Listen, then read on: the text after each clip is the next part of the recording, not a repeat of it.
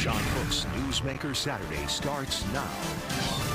Welcome to Newsmaker Saturday. This is going to be a little bit of a different show, but it is an important show, and I hope you get something out of it. I certainly have.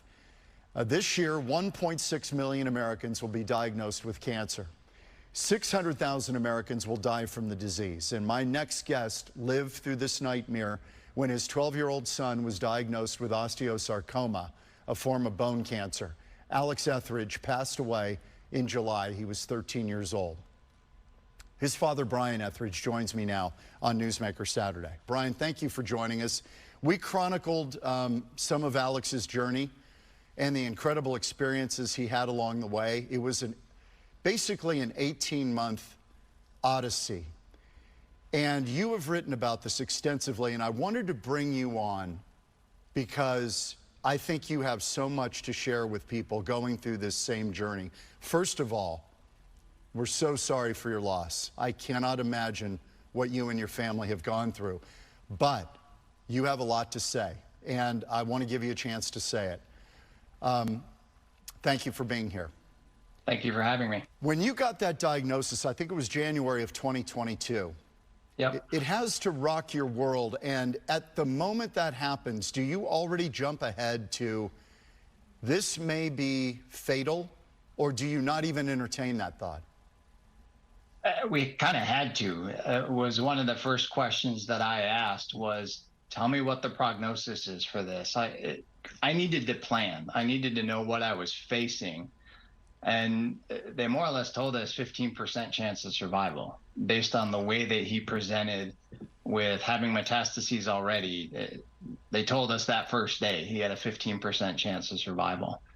And follow-up calls that I did to get second and third opinions, a common phrase was, it's a rare child that survives this.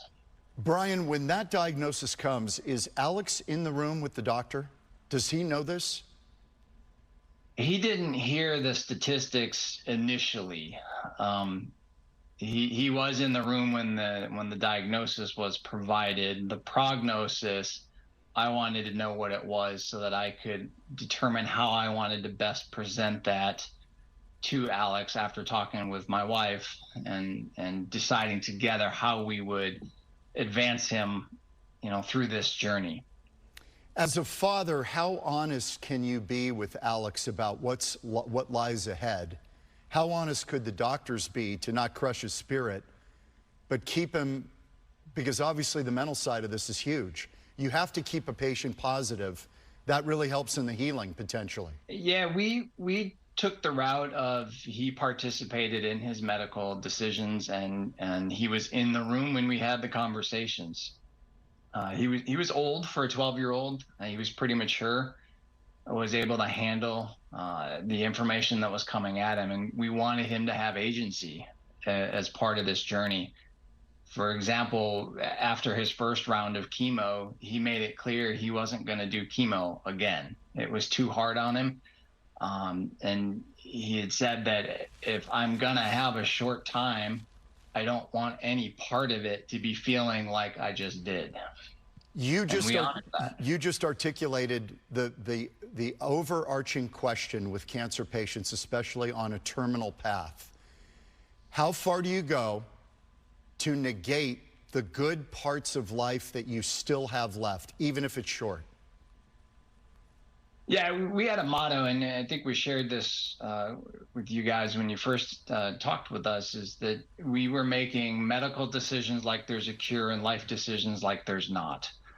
And we wanted to make sure that if this was a limited time on Earth, that we made the most of that without ever giving up hope.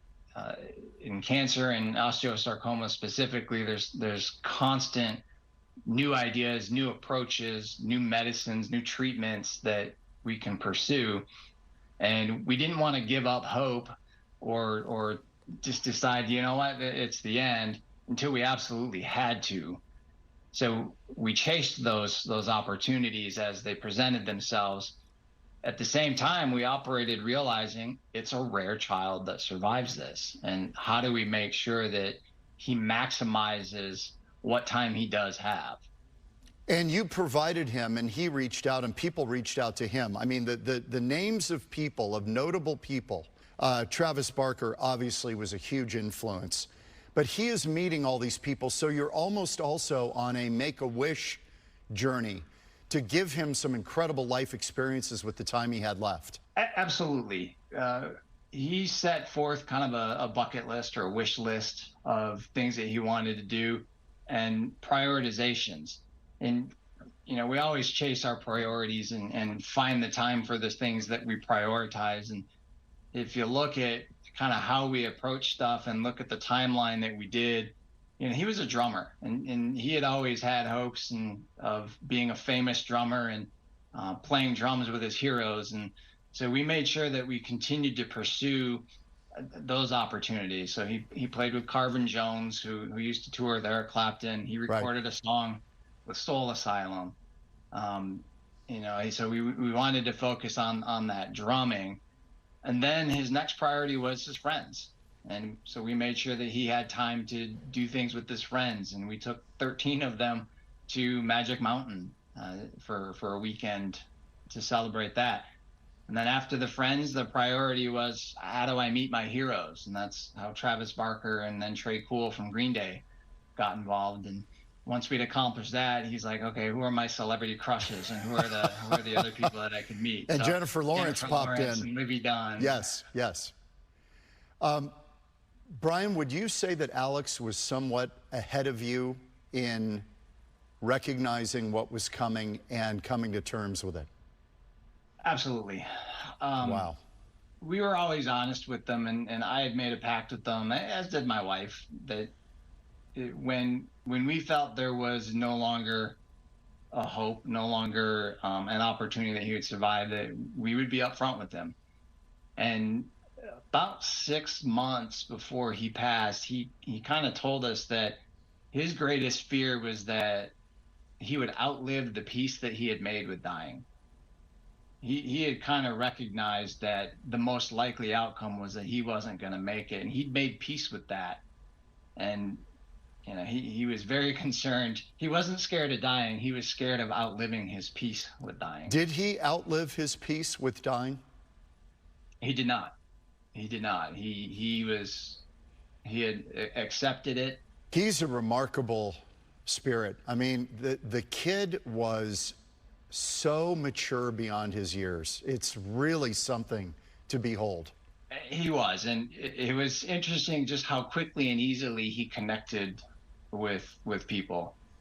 You know, Travis Barker, he spent maybe an hour, 75 minutes with, and you know, he posted when Alex passed. Travis posted about how he had touched his life forever.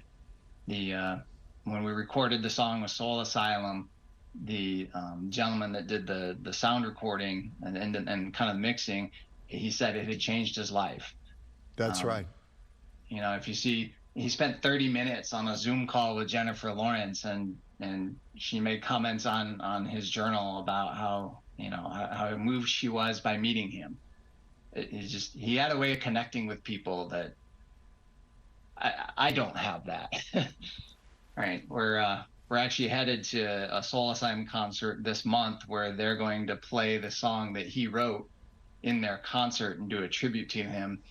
And we were talking about how, I don't know how we're going to associate with rock stars. The person that made us cool isn't with us. Well, he kind of is. You know that. Yeah, he's definitely with us in spirit. Brian, I want to change the conversation here for a moment on the medical side, because people who are going through this they're under a huge 30-foot wave coming over them. And they're trying to figure out what's up, what's down, how do I get air? You talked about lessons learned. You've written about this a lot. And on the medical side, you have several points that I want to go over. One of them was document your conversations. Tell me about that. Yeah, when you're under stress, when you're dealing with uncertainty, you're not necessarily going to remember the information that's provided to you, the conversations that you had, why you made the decisions that you made, you know, who advised what. You're going to want to document that so that and when you encounter something along the way, you want to remember and reflect on, why did we make this decision? It has two benefits. One is you're always going to second guess yourself, and you have to avoid that, because you're making decisions based on the best information you have available to you.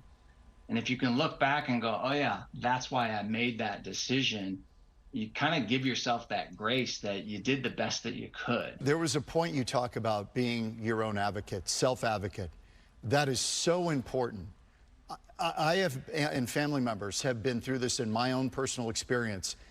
You've got to treat it like a reporter and a dog with a bone. You have to go after the truth as you can best find it with a vengeance. And you talk about this. Yeah, you have to be a self-advocate for a number of reasons, right? The doctors are trained in a very specific specialty, and they don't tend to be very well-rounded, specifically because the complications and the amount of information that goes into their specialty is time-consuming enough just to be good at that. So you have to be the one that's blending all of the different bits and pieces of information and guidance that you're getting from various doctors, whether it's surgeons or internists, or in our case, the oncologists and the endocrinologists, because one of the treatments gave them diabetes, and the pain specialists. And you have to be the one that's looking through all this and asking the questions and standing firm on the philosophy and the guiding principles that you've established for how you will want to approach your treatment. And, like I said, Alex did not want to go through chemo a second time. And the doctor strongly urged us that the second line of defense against this treatment is another round of chemo. The studies show it doesn't necessarily cure people. It just kind of extends their life. You talk about finding a personality fit. Finding a personality fit is key, because you need to be able to trust the person that you're working with. And we are very fortunate that with Phoenix Children's and Mayo Clinic and MD Anderson, we trusted and we had a good personality fit with all of the primary doctors that we had. But we had enough interactions with other doctors that didn't go so well that we knew that as long as it's transactional, like, hey, I'm going to take a blood test and give you the results, fine. It doesn't really matter what the personality is. But if it's someone that you need to be able to ask questions and maybe push back on a little bit and challenge them, you got to have trust. And if you haven't established that with your doctor, you should move on and find a new one. Brian, before we take a quick break here, do you ever ponder, because obviously you rattled off Phoenix Children's Hospital, Mayo Clinic, you guys could clearly you could clearly afford the best of the best. Do you think about the people out there who can't? Absolutely. It was something that I commented on a lot in the journal of, I can't imagine what people who don't have the benefits that I have from the company that I work for, that didn't have the support of the community that we had. I don't know how they could have survived this. My wife's a stay-at-home mom, and that afforded us a lot of time and flexibility that, a family with two working parents, or a single family, a family with a single parent, they can't do that. Yeah. And I can't imagine how difficult this would have been for them. We're going to take a quick break. Brian Etheridge lost his son Alex, battled with cancer, bone cancer. He was 13 years old. The lessons learned from Brian Etheridge that we're hoping here will help other people out there if they're going through this same journey. We're back in a minute on Newsmaker Saturday.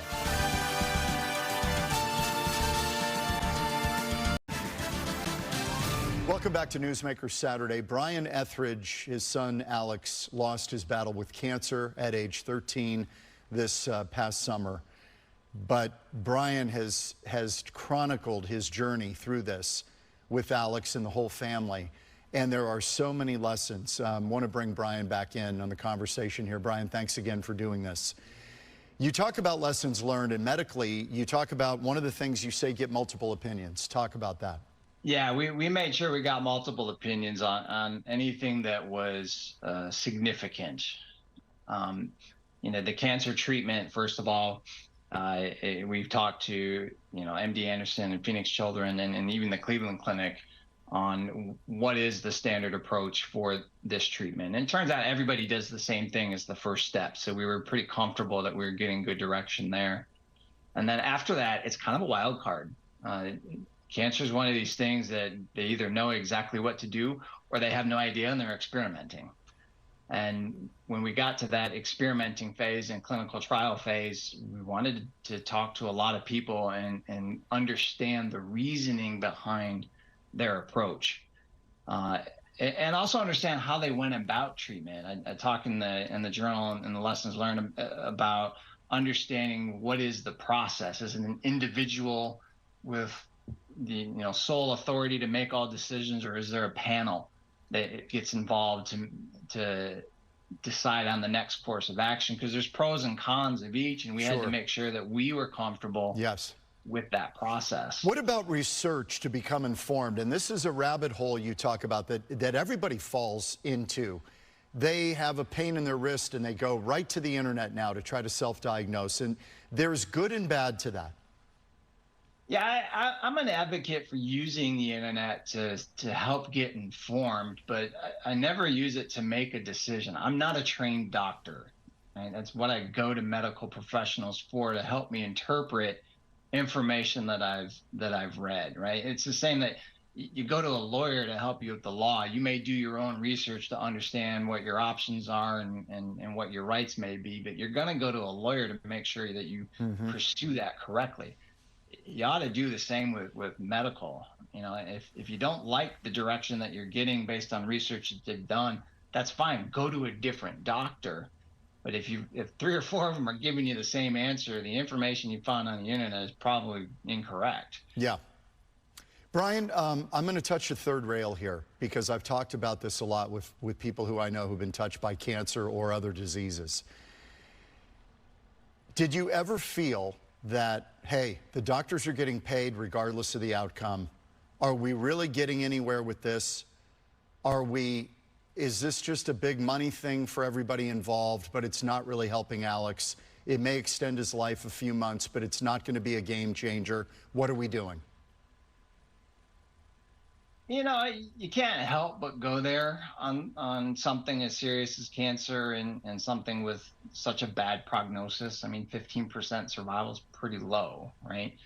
But I never felt that way about our doctors. I always felt that they were very interested in doing the best that they could for Alex and for the family and the support that they wanted to provide us. There were a couple of conversations we had outside of our core group where it felt like, okay, this individual is just trying to line up their next procedure, and we ended up not pursuing those options. Yeah, you've got to be, again, you got to be your own advocate. Can we talk about life lessons for a minute? This is really important. You talk about you will get decision fatigue. Yes. You're going to have to make a lot of decisions, both small and big, and you want to save your energy to make the big ones.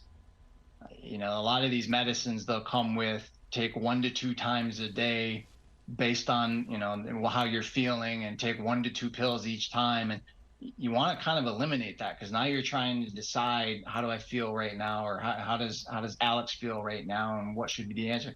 Just get very specific so you don't have those decisions, because you want all your energy on what's the next treatment that we should pursue.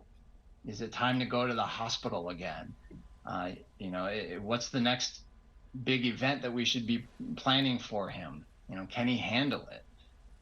That's where you want your energy, not on, what do I wear today? You talk about don't look back and prioritize. Yeah, don't look back. It's very hard to not second guess or think that if you'd only done something different, the outcome would have been different. With Alex, he initially started complaining of pain in his knee in October, but it would be, he had just spent 4 hours out running around the neighborhood with his friends, and he comes home and he says his knee's sore. Your first thought's not cancer. Your first thought is, this is a 12-year-old boy who just expended a lot of energy running and jumping, and he's sore. Well, if we'd taken him to the doctor right when he first complained about it, maybe they would have found the tumor before it had spread, and the outcome would have been different. But you can't look back on that kind of stuff. Yeah. You're doing the best that you can and making the decisions based on what you think is right for yourself or your child.